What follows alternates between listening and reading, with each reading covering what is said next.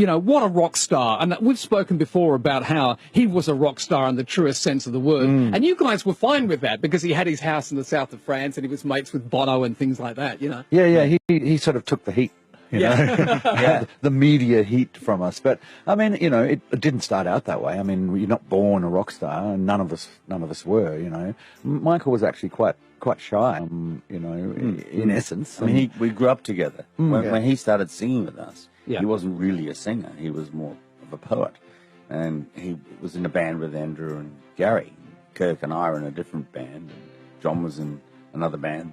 And but you know, we watched him grow and turn into this fantastic performer and singer, and his voice just improved, you know, incredibly. Right in front of us. I mean, we all did musicians. We did everything together, lived with, you know, out of each other's pockets, and spent 20 years slogging it out together. So, you know, I think we, you know, I mean, Michael's definitely a very charismatic person, you know, as an entertainer, but also as a person. You know, I don't know if you ever met him. He's quite funny. Yes, well, I was I think 23 at the time. And, he's quite funny, very well read, literate, you know, witty at times, and very personable too. Yeah, that's right, and a good guy to be around.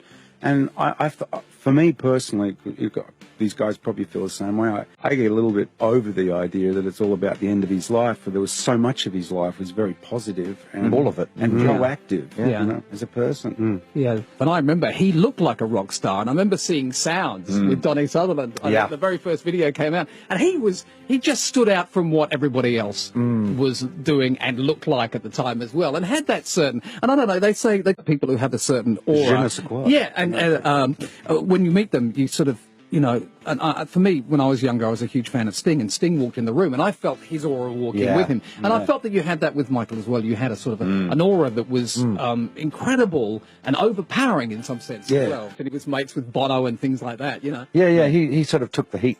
You know, the media heat from us. But I mean, you know, it didn't start out that way. I mean, you're not born a rock star, and none of us were. You know.